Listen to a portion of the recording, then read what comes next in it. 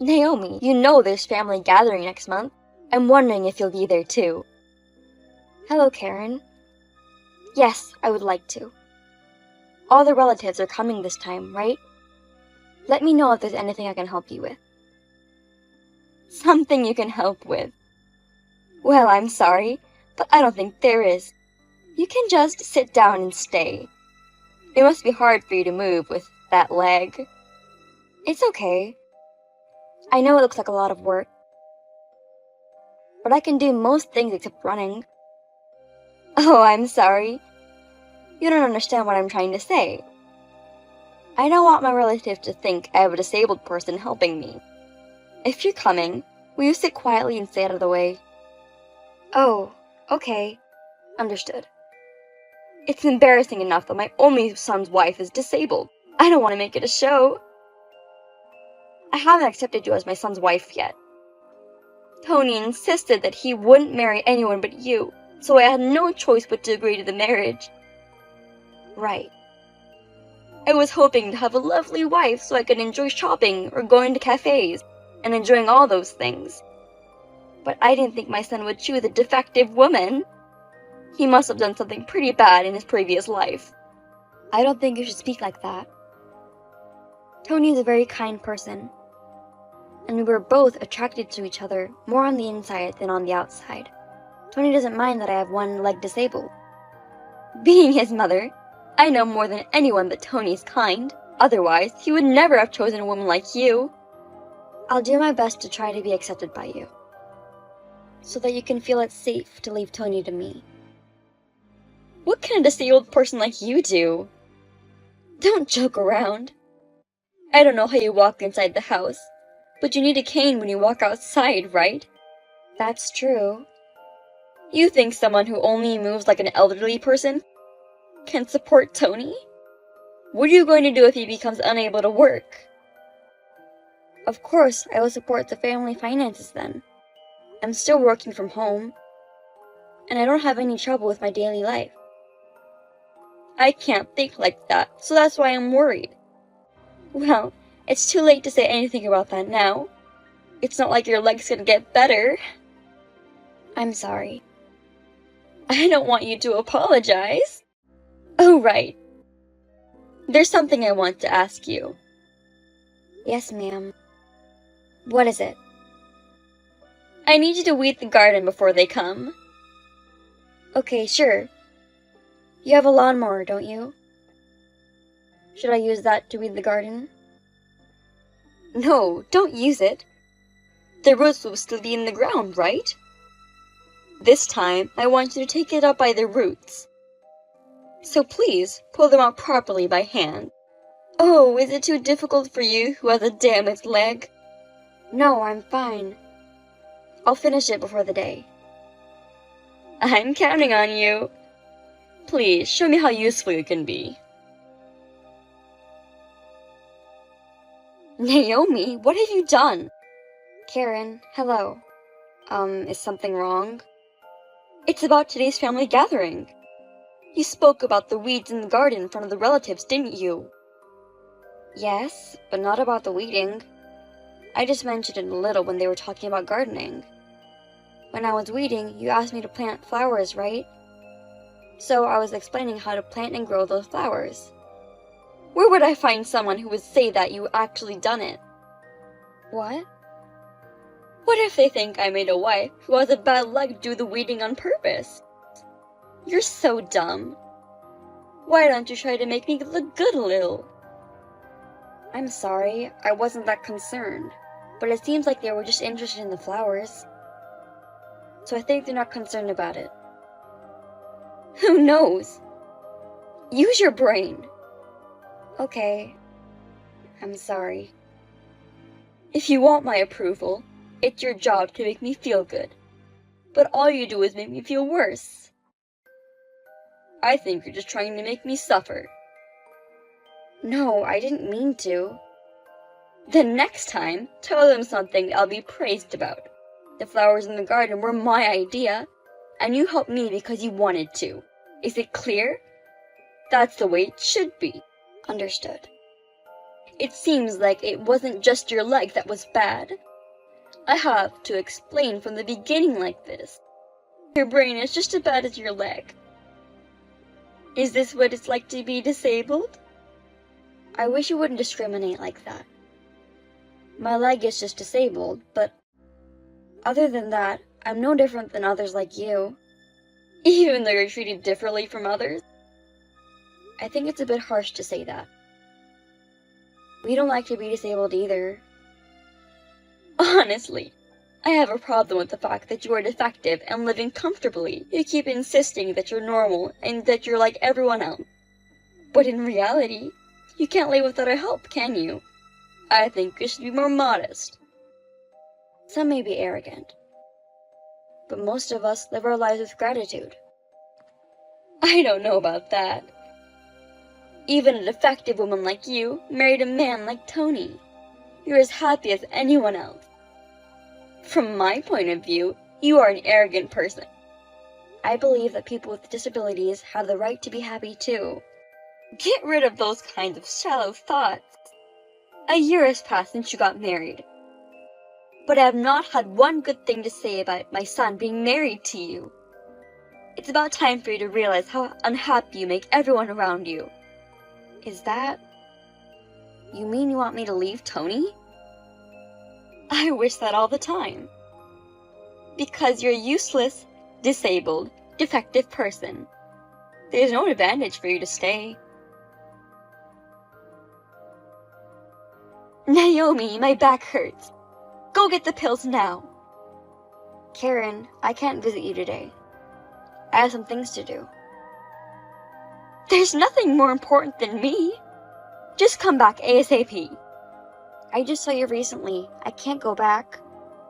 I'm sorry, I have an appointment. Don't you feel sorry for me? I can't walk. Now I have a disability like you. Why don't you understand how I feel?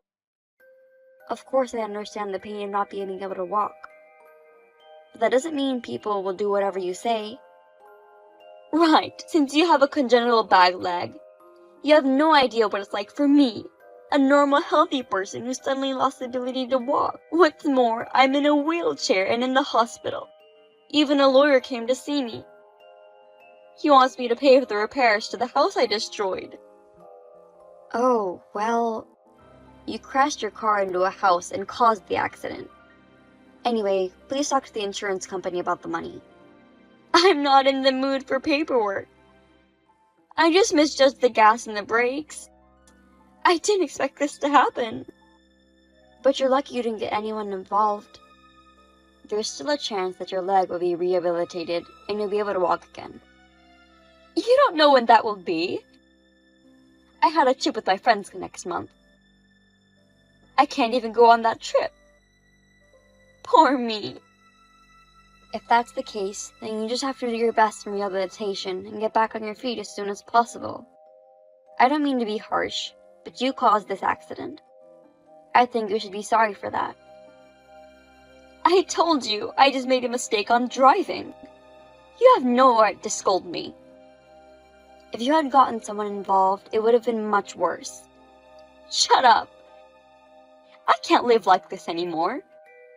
I just want to go home. The food at the hospital tastes terrible, and they set bedtime. It's really uncomfortable. You're supposed to leave the hospital in 2 months, right? Yeah, that's right. I can't stay here that long. It's not like if I stay in the hospital, I'll be able to walk again. You know there are checkups and rehabilitation. Those are necessary for you to be discharged. Please hang in there. Oh, right. After I get out of the hospital, I've decided to move in with you and Tony to your house. Huh? Why are you surprised? I'm in a wheelchair. How can I live without someone to take care of me? It's possible to live alone in a wheelchair. Of course, I was gonna help you at first, but... Are you saying you don't want to live with me? Yes. I'm sorry, but I can't live with you. Why not? I'm Tony's only family. I'm his mother. I understand that, but he doesn't want to live with you either. You're lying. Tony would never refuse to live with me. I'm sorry to tell you this at a time like this, but I've been treated badly by you. Treated badly? I have no clue. You made fun of me because I'm disabled, and you kept abusing me.